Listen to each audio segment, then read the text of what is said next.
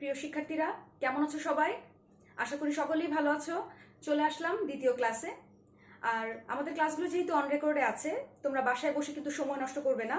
অবশ্যই তোমরা আমাদের ভিডিওগুলো বারবার রিভিউ করবে। একটা কথা কিন্তু ভুলে গেলে চলবে না, practice makes a man perfect. আর সবসময় বি পজিটিভ, সবসময় নিজেকে চিন্তা করবে, নিজেকে নিয়ে ভাববে যে নেগেটিভ কিছু ভাবার প্রয়োজন নাই, যে কোভিড-19 এর পরিস্থিতিতে কলেজে যেতে পারছি না, কিভাবে ক্লাস করব, কোনো কিছু হাতের কাছে পাচ্ছি না, টিচারদের সান্নিধ্যে যেতে পারছি না, কোনো কিছুই হচ্ছে না, এরকম নিয়ে কখনোই ভাববে না। রেকর্ডগুলো বারবার দেখো, আমরা টিচাররা তোমাদের সাথে আছি, তোমাদেরকে নিয়ে কাজ করার চেষ্টা করছি। তো ইনশাআল্লাহ আমরা ভালো কিছুই করব, আল্লাহ যা করেন ভালোর জন্যই করেন। আর আবারও বলছি যে বারবার ক্লাসগুলো রিভিউ দেখো এবং বাসায় প্র্যাকটিস করো। তো গত ক্লাসে আমি বলেছিলাম যে আজকের ক্লাসের শুরুতেই আমি প্রথমে গত ক্লাসের কিছু পড়াটা রিভিউ করব তোমাদের সাথে। আসলে কি পড়েছিলাম গত ক্লাসে? মূলধন বাজেটিং, ফিনান্স অ্যান্ড ব্যাংকিং এর প্রথম পত্র, অষ্টম অধ্যায় মূলধন বাজেটিং চ্যাপ্টারের আমরা গত ক্লাসে পড়েছিলাম মূলধন বাজেটিং সম্পর্কে আমরা কি জানি, মূলধন বাজেটিং এর গুরুত্ব, এর উদ্দেশ্যটা এবং হচ্ছে এর বৈশিষ্ট্য এবং এর 4টি ধাপ পড়েছিলাম, তাই না? এআরআর, পেব্যাক পিরিয়ড, এনপিভি এবং আইআরআর। আর কি করেছিলাম? এআরআর এর একটা ম্যাথস আমরা প্র্যাকটিস করেছিলাম। তো আশা করি সকলেই বাসায় ম্যাথসটা প্র্যাকটিস করেছো। তোমাদের খালেকুজ্জামান যে বইটা সবসময় তোমরা পড়ে থাকো, সেই বইটা বাসায় তোমরা খুলে দেখবে, অনুশীলনীতে এরকম অনেকগুলো ম্যাথস তোমরা পেয়ে যাবে, যে আমার ম্যাথসগুলোর সাথে তোমাদের প্র্যাকটিস করতে অনেক সুবিধা হবে। তো আজকের ক্লাসটা আমরা শুরু করব কি দিয়ে? প্রকল্প দিয়ে। গত ক্লাসে কিন্তু আমি প্রকল্প নিয়ে একটু আলোচনা করেছিলাম, তাই না? তো আজকে তোমাদেরকে আরেকটু ক্লিয়ার বোঝানোর জন্য আমি বোর্ডে একটা তথ্য তোমাদের জন্য লিখে রেখেছি প্রকল্প নিয়ে। তো আজকের ম্যাথস ক্লাসটা শুরু করার আগে আমি প্রকল্প নিয়ে তোমাদের সাথে আরেকটু কিছু আলোচনা করব। তো দেখো, আমাদের আজকে মূলধন বাজেটিং চ্যাপ্টারের আরেকটা ইম্পর্টেন্ট পার্ট হচ্ছে প্রকল্প। তো গত ক্লাসে আমি বলেছিলাম প্রকল্প আসলে কি। প্রকল্প হচ্ছে বিনিয়োগের জন্য আমরা যে ক্ষেত্রটাকে বাছাই করি, সেটাই হচ্ছে কিন্তু প্রকল্প। প্রকল্পকে কয়টি ভাগে ভাগ করা হয়েছে? দুটি ভাগে ভাগ করা হয়েছে, স্বাধীন প্রকল্প এবং আরেকটি হচ্ছে পরস্পর বর্জনশীল প্রকল্প। স্বাধীন প্রকল্পটা কি? স্বাধীন প্রকল্প হচ্ছে যে প্রকল্পের সাথে একটির সাথে আরেকটির কোনো কম্পিটিশন নাই। তার মানে কি? প্রতিযোগিতা নেই, প্রত্যেকটাই প্রত্যেকের পরিপূরক। যেমন ধরে নাও, তুমি পড়াশোনা করছো, তোমার পড়াশোনা করার জন্য তোমার বই দরকার, তোমার খাতা দরকার, তোমার কলম, তোমার pencil, eraser, each and everything কিন্তু তোমার আলাদা আলাদা দরকার, তাই না? আর এটাই হচ্ছে কিন্তু স্বাধীন প্রকল্প। কেন বলো তো? তার কারণ একটির সাথে আরেকটির কোনো মিল নাই। পড়াশোনা করতে হলে বই লাগবে, পড়াশোনা করতে হলে লেখার জন্য খাতা লাগবে, ইরেজ করার জন্য ইরেজার লাগবে, মার্কার, পেন্সিল, সবগুলো আলাদা আলাদা প্রোডাক্ট। তো এই যে প্রত্যেকটা প্রোডাক্ট আলাদা আলাদা, এইটাই কিন্তু এক একটা বিজনেসের প্রোডাক্ট। তো বিজনেসের প্রোডাক্টগুলো যখন একটার সাথে আরেকটা কোনো কম্পিটিশন করে না, সেটাই হচ্ছে কিন্তু স্বাধীন প্রকল্প। তো দ্বিতীয় পয়েন্টটা কি? পরস্পর বর্জনশীল প্রকল্প। আচ্ছা, পরস্পর বর্জনশীল প্রকল্প মানে কি? কম্পিটিশন আছে, খুবই হাড্ডাহাড্ডি লড়াই, তাই না? মানে কি? দেখো, যেমন দেখো অলিম্পিক একটা কলম, ম্যাটাডোর আরেকটা ব্র্যান্ড, এরকম তো অনেক ধরনের কলমের ব্র্যান্ড আছে। ইরেজার ইউজ করি, ইনফ্যাক্ট আমরা যে খেতে যাই, খাবারের দোকানেও তো কত ভ্যারাইটিস আছে, তাই না? এখন আমি যখন বাসা থেকে চিন্তা করে বেরোচ্ছি আমি আজকে খেতে যাব, খেতে যাওয়ার সময় কিন্তু আমি রেস্টুরেন্টের সামনে গিয়ে চুজ করে আমি কোন রেস্টুরেন্টে খেতে যাব, আমি কিন্তু আলটিমেটলি একটার ভিতরেই ঢুকে যাচ্ছি, বাকিগুলো কিন্তু কি হয়ে যাচ্ছে? বাদ হয়ে যাচ্ছে। দ্যাট মিনস এইটাই হচ্ছে পরস্পর বর্জনশীল প্রকল্প। তো শুধু ব্যবসা করলে তো চলবে না, ব্যবসার ক্ষেত্র, ব্যবসার প্রকল্পগুলোকে একদম 100% সঠিক করে বাছাই করতে হবে। আমি কোন প্রকল্প নিয়ে কাজ করতে চাই? আমি কি স্বাধীন প্রকল্প নিয়ে কাজ করতে চাই, নাকি আমি পরস্পর বর্জনশীল প্রকল্প নিয়ে কাজ করতে চাই? তো প্রকল্পটা কি? আমি বিনিয়োগের জন্য যে ক্ষেত্রটাকে বাছাই করব সেটাই হচ্ছে প্রকল্প। আর এটাকে দুটি ভাগে ভাগ করা যায়, একটি হচ্ছে স্বাধীন, একটি পরস্পর বর্জনশীল। স্বাধীন কোনটি? যার সাথে কোনো কম্পিটিশন থাকবে না, প্রত্যেকটি প্রোডাক্ট একটা আরেকটার থেকে ডিফারেন্ট, সেটাই হচ্ছে স্বাধীন প্রকল্প। আর বর্জনশীল কোনটি? বর্জনশীল হচ্ছে একটিকে বাছাই করতে গিয়ে যখন অন্য আরেকটি প্রকল্প এমনিতেই বাদ পড়ে যাবে, সেটাই হচ্ছে পরস্পর বর্জনশীল প্রকল্প। আচ্ছা, এরপরে আছে প্রকল্পের শ্রেণী বিভাগ। প্রকল্পকে আমরা দুটি ভাগে ভাগ করেছি, একটু খেয়াল করে দেখো। একটি হচ্ছে নতুন বিনিয়োগ সিদ্ধান্ত, একটি হচ্ছে প্রকল্প সম্প্রসারণ। আচ্ছা, আর একটু বলে নেই, মূলধন বাজেটিং চ্যাপ্টারটা যেহেতু হচ্ছে আমাদের দীর্ঘমেয়াদী অর্থায়নের জন্য আমরা ব্যবহার করে থাকি, তার মানে লং টার্ম ইনভেস্টমেন্ট, যখন প্রতিষ্ঠান 5 বছর থেকে শুরু করে দীর্ঘমেয়াদে ব্যবসা করতে যায়, তখনই কিন্তু সে মূলধন বাজেটিং এর ধারণাগুলোকে ব্যবহার করে থাকে। তো সেই জন্য আমরা প্রকল্পটা যে আজকে দেখলাম, স্বাধীন এবং পরস্পর বর্জনশীল, এই কাজগুলোকে সঠিকভাবে করার জন্যই কিন্তু আমরা শ্রেণী বিভাগটাকে একটু দেখবো। দেখো, নতুন বিনিয়োগ সিদ্ধান্ত, আর একটা হচ্ছে প্রকল্প সম্প্রসারণ।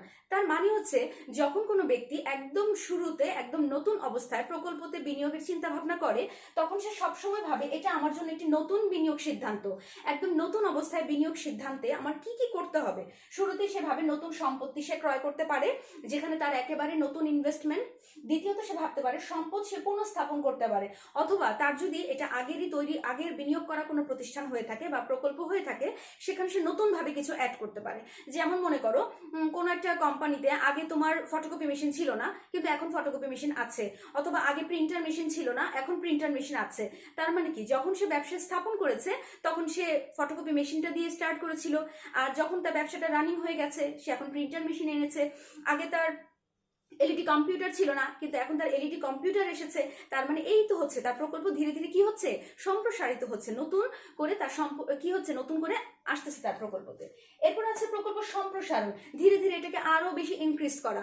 অনেক সময় প্রকল্প ব্রাঞ্চ আকারেও হয়ে থাকে, যে আগে আমার একটি ব্রাঞ্চ ছিল, এখন কিন্তু আমার একাধিক ব্রাঞ্চ হচ্ছে, আমার নতুন প্রকল্প সম্প্রসারণ হচ্ছে। আগে আমার ব্যবসাটা শুধু ঢাকার মধ্যে সীমাবদ্ধ ছিল, এখন আর ঢাকার মধ্যে সীমাবদ্ধ নেই, এখন আমার প্রকল্পটি ঢাকার বাইরেও কাজ করছে। আমার প্রকল্প ধীরে ধীরে কি হচ্ছে, সম্প্রসারিত হচ্ছে। আধুনিকীকরণ। এবার আসো, সবচেয়ে ইম্পর্টেন্ট, একটা প্রকল্পকে তোমার কমপ্লিট করতে হলে আধুনিকীকরণ বা মডার্নাইজেশন কিন্তু সবচেয়ে ইম্পর্টেন্ট পার্ট। কেন বলতো? তার কারণ আমরা সকলেই এখন আধুনিক হচ্ছি, আমরা আধুনিক সবকিছুই এখন পছন্দ করি। দেখো না, কয়েক বছর আগেও তো আমাদের দেশে ওয়াইফাই ছিল না, আমরা ইন্টারনেটে এমবি কিনে মোবাইলে ব্যবহার করতাম, অথচ এখন ঘরে ঘরে প্রত্যেকের বাসায় ওয়াইফাই। কত সুবিধা, একজন আরেকজনের সাথে কথা বলার জন্য ফোনে কল করতে হচ্ছে না, আমরা ইমো, ভাইবার, হোয়াটসঅ্যাপের মাধ্যমে কানেক্টিং হতে পারছি। তার মানে কি, আমরা আধুনিক হচ্ছি। আর তাহলে ব্যবসা কেন পিছিয়ে থাকবে? এক দেশের সাথে আরেক দেশের কমিউনিকেট করার জন্য, একজন ক্লায়েন্টসের সাথে আরেকজন ক্লায়েন্টসের ভিডিও কলের মাধ্যমে আমরা দেখা করতে পারছি, এই তো আধুনিকীকরণ। তার মানে ব্যবসা করতে হলে, তোমাকে ব্যবসার প্রকল্প বাছাই করতে হলে, ব্যবসাকে আরো সামনের দিকে এগিয়ে নিয়ে যেতে হলে অবশ্যই তোমাকে আধুনিকীকরণের দিকে নজর দিতে হবে। আর ম্যাথসের প্রক্রিয়াগুলো তো রয়েই গেছে।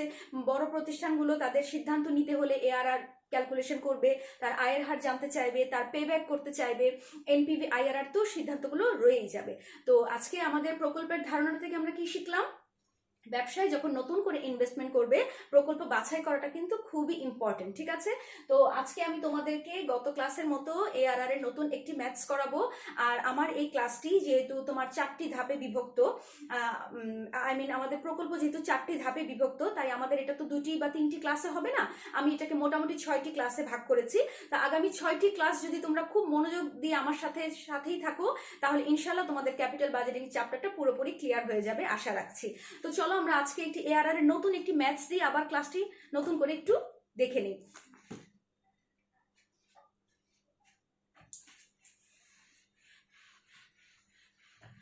তোমাদের সুবিধার্থে আমি কোশ্চেনটি বোর্ডে লিখে দিচ্ছি।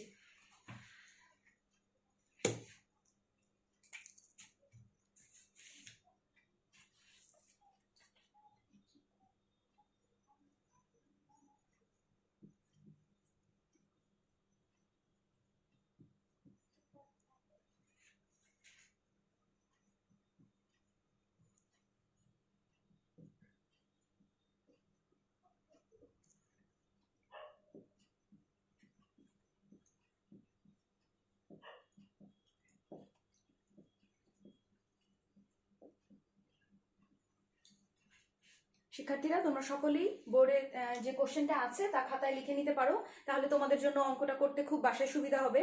আচ্ছা, তো আমরা শুরু করি। গত ক্লাসের ম্যাথটা কি ছিল একটু রিভিউ করে নাও। গত ক্লাসের ম্যাথসে আমাদের কোনো কি একটা জিনিস যেন ছিল না, সেটা কি ছিল?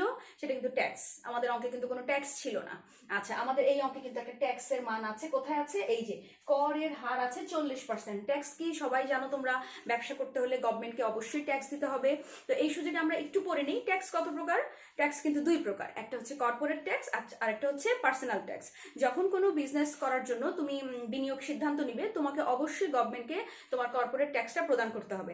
আর ব্যক্তিগতভাবে যে জব করছে, ব্যক্তিগতভাবে যে বিভিন্ন মালিকানা বা সম্পত্তির মালিক, তাকে কিন্তু অবশ্যই পার্সোনাল ট্যাক্স গভর্নমেন্টকে প্রদান করতে হয়। তো আমাদের এখানে কোন ট্যাক্স আসবে? আমাদের এখানে আসবে হচ্ছে কর্পোরেট ট্যাক্স। তো একটা কথা মনে রাখবে, এআরআর করার জন্য কখনোই ট্যাক্সকে সাথে নিয়ে আমরা কখনো এআরআর সলিউশন ক্যালকুলেশন করতে পারবো না। কেন পারবো না? এই কারণে, কারণ এআরআর আমরা কেন করে থাকি? এআরআর আমরা করে থাকি আমার প্রতিষ্ঠানের আনুমানিক একটি গড়ের আয়ের হার গড়ের আয়ের হার জানার জন্য। তো সেক্ষেত্রে আমাকে ট্যাক্সটাকে সবসময় কি করতে হবে? বাদ দিয়ে নিতে হবে। তো চলো আমরা অঙ্কটাকে সলভ করি। আচ্ছা, আরেকটি জিনিস খেয়াল করে দেখো যে অঙ্কের মধ্যে অবচয় সংক্রান্ত কোনো তথ্য বলা নেই, কিন্তু সবসময় মনে রাখবে এআরআর করার জন্য অবচয়টাকে সূত্রের মাধ্যমে আমাকে কিন্তু বাদ দিয়ে নিতে হবে। অবচয়টা কি? অবচয়টা হচ্ছে সম্পত্তির স্থায়ী মূল্যকে বিভিন্ন বছরের মধ্যে যখন ভাগ করে দেওয়া হয় সেটাই হচ্ছে কিন্তু অবচয় মূল্য। আর অবচয় মূল্যটাকে আমরা সবসময় ট্যাক্সের মতো করেই বাদ দিয়ে নিব, এতে করে আমাদের কর পূর্ববর্তী থেকে আমরা কর পরবর্তীতে রূপান্তরিত হতে পারবো। তো চলো আমরা আমাদের অঙ্কটা আজকে শুরু করি। তো শুরুতেই আমরা এখানে কি করে নিব? তাহলে আরেকটু ক্লিয়ার করে একটু তো বলে নিই, আমাদের আজকের যে ম্যাথ এখানে আছে কর পূর্ববর্তী অবস্থা, তার মানে হচ্ছে আমার প্রতিষ্ঠান থেকে এখনো কোনো কর বাদ দেয়া হয়নি, আমার প্রতিষ্ঠানে এখনো ট্যাক্স ইনক্লুডেড রয়ে গেছে। তা আমরা কি করব? ট্যাক্সটাকে বাদ দিব, আমরা অবচয়টাকে বাদ দিব, তারপরে কিন্তু আমরা এআরআরটা নির্ণয় করব। তাহলে আমাদের আজকের ক্লাসও কিন্তু এআরআর এর উপর, বারবার বলছি আমাদের আজকের ক্লাসটাও কিন্তু এআরআর এর উপর, ঠিক আছে? গড় মুনাফার হার, এভারেজ রেট অফ রিটার্ন বের করার জন্য আমাকে ট্যাক্স নিয়ে কাজ করতে হবে, আমাকে ডেপ্রিসিয়েশন নিয়ে কাজ করতে হবে, এবং এইগুলোকে বাদ দিয়ে আমাকে কর পরবর্তী যে অবস্থান আছে তার সেই মানটুকু নিয়ে কিন্তু আমাকে এআরআর বের করতে হবে, ঠিক আছে? তো আসো প্রথমে তাহলে এখানে লিখে নিচ্ছি কর পরবর্তী অবস্থা নির্ণয় করা হলো। কর পরবর্তী অবস্থা নির্ণয় করা হলো। প্রত্যেকে খাতা কলম নিয়ে বসে যাও, আমার সাথে সাথে তোমরা ম্যাথসটা সলভ করো, তাহলে বাসায় বসে পড়তে খুব সহজ হবে, ঠিক আছে?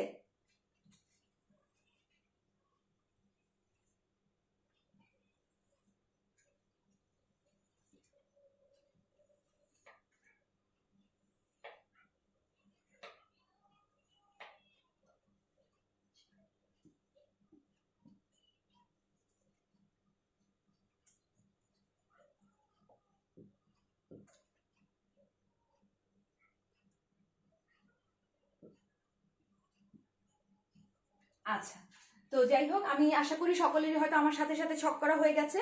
তো শুরুটা আমরা কি দিয়ে করবো? আমাদের এখানে বলা আছে, একটু পড়ে দেখি।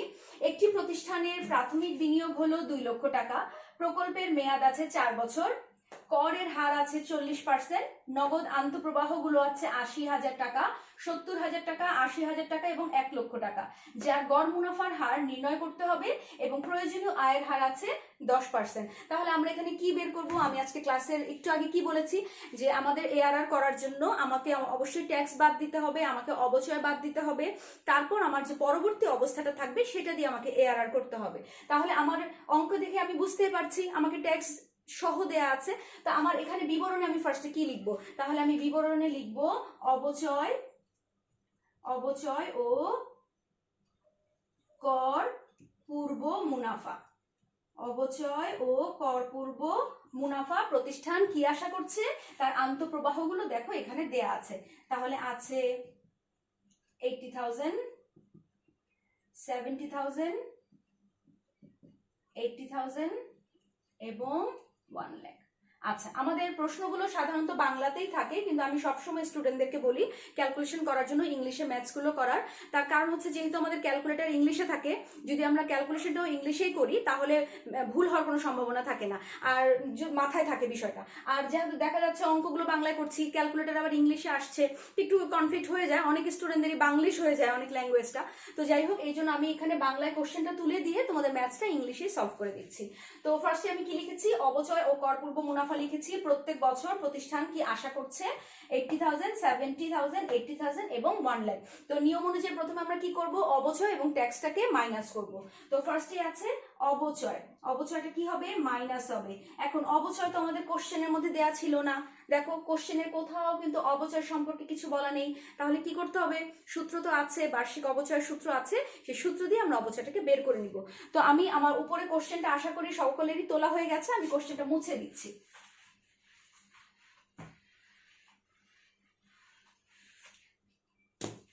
আচ্ছা, তাহলে আমরা এখানে লিখছি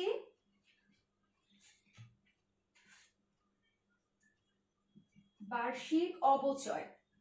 বার্ষিক অবচয় সমান সমান প্রাথমিক বিনিয়োগ প্রাথমিক বিনিয়োগ মাইনাস ভগ্নাবশেষ মূল্য ডিভাইডেড বাই আয়ুষ্কাল। মানগুলো বসিয়ে নিচ্ছি। দেখো আমার সাথে সাথে তোমাদের খাতায় নিশ্চয়ই মানটা দেয়া আছে, লিখে ফেলেছো তোমরা। আমাদের এই প্রকল্পের প্রাথমিক বিনিয়োগ কত ছিল? 2 লক্ষ টাকা। 2 লক্ষ টাকা। কোনো ভগ্নাবশেষ মূল্য ছিল না, এই জন্য ওখানে আমরা 0 বসিয়েছি। আর আয়ুষ্কাল ছিল 4 বছর। তো আমরা একটু ক্যালকুলেশনটা করে নিই যে 2 লক্ষ টাকা ডিভাইডেড বাই 4 যদি আমরা করি, তাহলে আমাদের আনসারটা আসে কত? 50,000 টাকা। তাহলে অবচয়ের, একটু আগে আমি অবচয়ের সংজ্ঞাটা কি বলেছি, যে মোট স্থায়ী মূল্যের প্রত্যেক বছরের যে অর্জনটা সেটাকে বিভিন্ন বছরে ভাগ করে দেওয়াটাই হচ্ছে কি অবচয়। তাহলে অবচয় কত এসেছে? 50,000। তাহলে অবচয়টা প্রত্যেক বছরের মধ্যে আমাকে ভাগ করে দিতে হবে।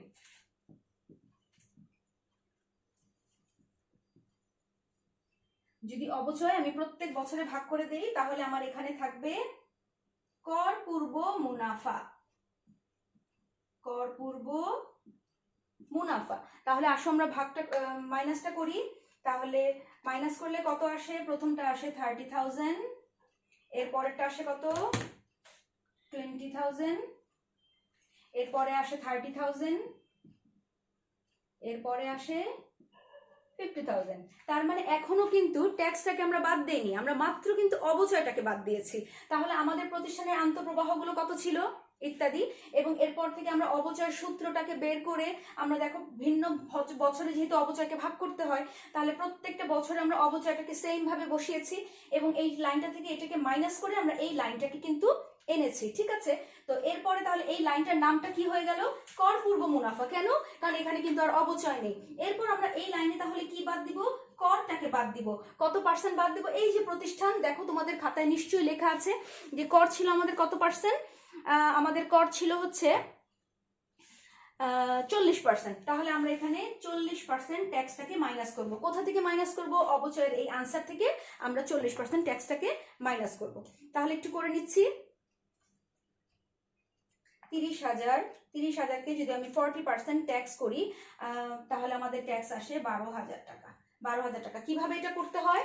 30,000, ফার্স্টে ক্যালকুলেটারে 30,000 প্রেস করব, ইন্টু 40 শিফট দিয়ে যদি আমরা ইকুয়াল টু চাপ দিই, তাহলে কিন্তু আমাদের এখানে 12,000 চলে আসবে। আচ্ছা, এরপরে আছে 20,000 ইন্টু, আবার যদি আমরা 40% দিয়ে শিফটটাকে চাপ দিই, তাহলে আমার এখানে ট্যাক্সের মান চলে আসবে 18,000। এরপরে আছে 30,000 ইন্টু 40% কে আবার যদি করি, আমার আনসার আসে 12,000। এরপর আসে 50,000 ইন্টু 40% যদি করি, আমার আনসার আসে 20,000 টাকা। তাহলে আমি ট্যাক্সটাকে পেয়ে গিয়েছি যে আমার প্রতিষ্ঠান যদি 80,000 টাকা ইন ফিউচারে মুনাফা করতে চায়, তাহলে আমাকে 50,000 টাকা অবচয়টাকে বাদ দিয়ে দিতে হবে, কারণ এটা তো আমার স্থায়ী মূল্যের মোট অর্জন, এটাকে আমি ধরে ব্যবসা করতে পারবো না। আমাকে ট্যাক্স বাদ দিতে হবে। আমার ট্যাক্স কাউন্ট করা ছিল 40%। আমি ট্যাক্সটাকে বাদ দেওয়ার পর প্রত্যেকটার আমি ট্যাক্সগুলো করেছি। এখন আমি দেখবো ট্যাক্স বাদ দেওয়ার পরবর্তী অবস্থাটা আমার কি দাঁড়াচ্ছে। তাহলে আমরা এখানে কি লিখবো? কর পরবর্তী মুনাফা। কর পরবর্তী মুনাফা। কর পরবর্তী মুনাফাগুলো আমার কি কি আসলো তাহলে একটু দেখি। আমার আসছে এখানে 18,000, এরপর আছে আমার 12,000, এরপর আছে আমার 18,000, 30,000। তো ফাইনালি আমাদের কর পরবর্তী মুনাফাটা কিন্তু আমরা পেয়ে গেছি। এটা কিন্তু অঙ্কের শেষ ভেবো না, এটা কিন্তু অঙ্কের শুরু। তার কারণ হচ্ছে আমাদের অঙ্কে কিন্তু কর পূর্ব অবস্থা দেয়া ছিল, কর পূর্ব অবস্থা থেকে আমরা এটাকে কর পরবর্তী অবস্থাতে রূপান্তর করেছি। এখন আমরা এখানে এআরআর এর সূত্রটা ব্যবহার করতে পারি। তাহলে অঙ্কটা আশা করি সবাই তুলে ফেলেছো আমার সাথে। আমি উপরে থেকে একটু করে মুছতে থাকি, আমি সূত্রটা এখন বসাবো।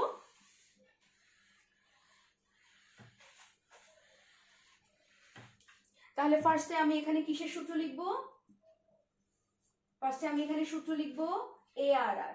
এআরআর যার বাংলা নাম হচ্ছে গড় মুনাফার হার। গড় মুনাফার হার সমান সমান কি পড়েছিলাম?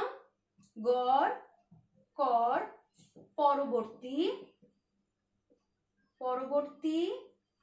নিট মুনাফা ডিভাইডেড বাই গড় বিনিয়োগ, এখানে কি আছে ইনটু 100 আছে। তো অঙ্কের শুরুতে এবার একটু খেয়াল করি যে আমরা যে চার্টটা একটু আগে করেছি গড় কর পরবর্তী নিট মুনাফা, এটা আমাদের কর পরবর্তী মুনাফা বের হয়েছে, কিন্তু অঙ্কটা করার জন্য মানে সূত্রটা প্রয়োগ করার জন্য আমাদের লাগবে কিন্তু গড় কর পরবর্তী নিট মুনাফা। তাহলে আমরা এখন সেটা সলভ করব। তো আশা করছি এই ছকটা সবারই হয়েছে, আমি এই ছকের এই অংশটুকু একটু ইরেজ করে দিচ্ছি। তো এখানে আমরা বের করি, সুতরাং গড় কর পরবর্তী নিট মুনাফা সমান সমান কর পরবর্তী নিট মুনাফা ডিভাইডেড বাই আয়ুষ্কাল। তাহলে আমার কর পরবর্তী নিট মুনাফা কোনগুলো, এই যে দেখো আমার ছকের লাস্ট লাইন, ছকের লাস্ট লাইনটাই হচ্ছে আমার কর পরবর্তী নিট মুনাফা। তাহলে কত আছে এখানে 18,000 আছে, 12,000, 18,000 এবং 30,000। আর আমার কয় বছরের জন্য বিনিয়োগটা ছিল 4 বছরের জন্য। তাহলে আমি দেখি উপরের আনসার গুলোকে একসাথে একটু যোগ করে কত আসে আমার 18,000, 12,000, 18,000 এবং 30,000। আমার আনসার আসে 78,000। 78,000কে যদি আমি আয়ুষ্কাল 4 দিয়ে ভাগ করি,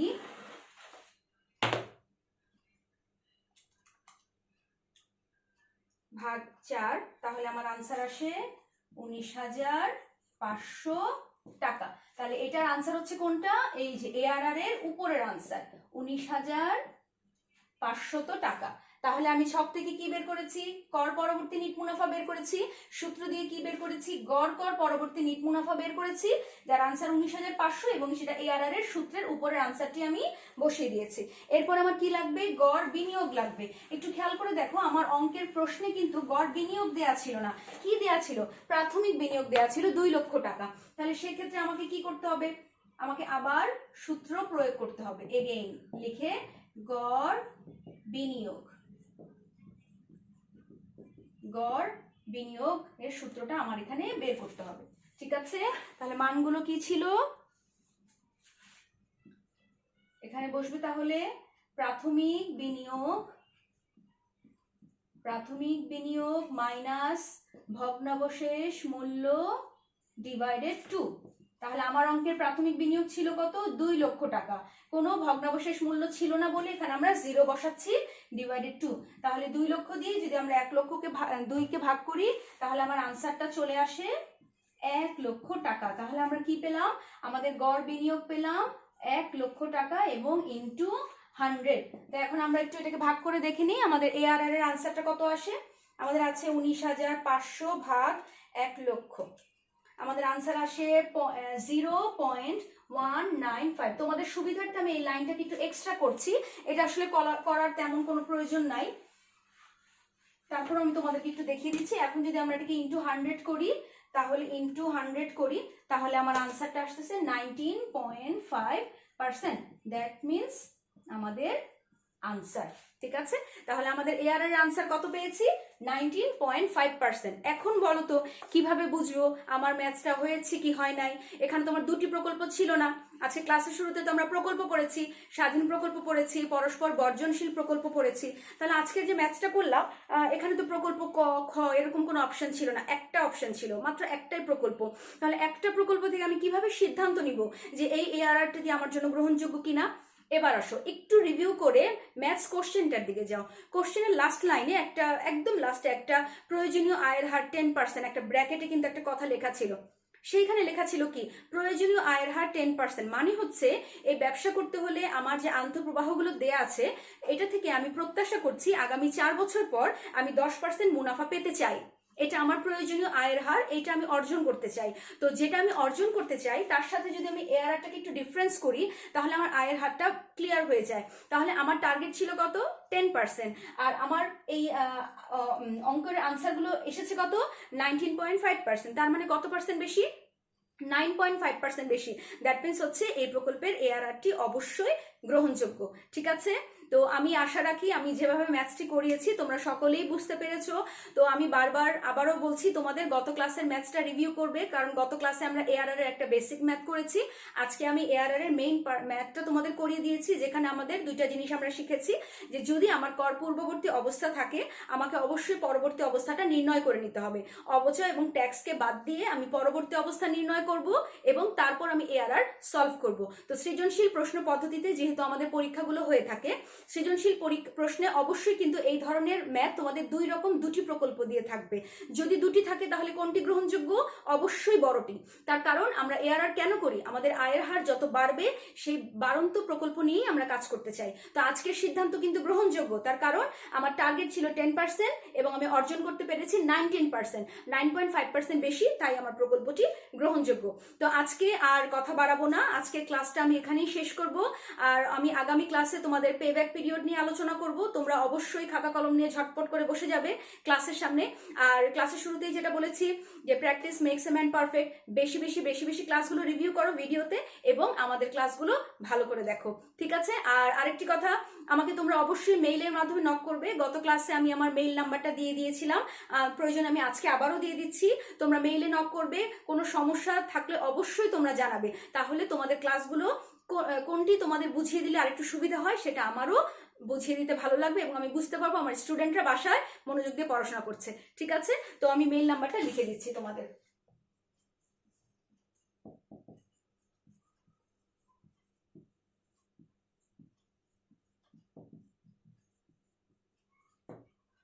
তো সকলেই ভালো থাকো, সুস্থ থাকো ইনশাল্লাহ। আর আরেকটা কথা তো বললেই না, বারবার হাত ধুবে এবং সচেতন থাকবে। ওকে, আল্লাহ হাফেজ, আসসালামু আলাইকুম।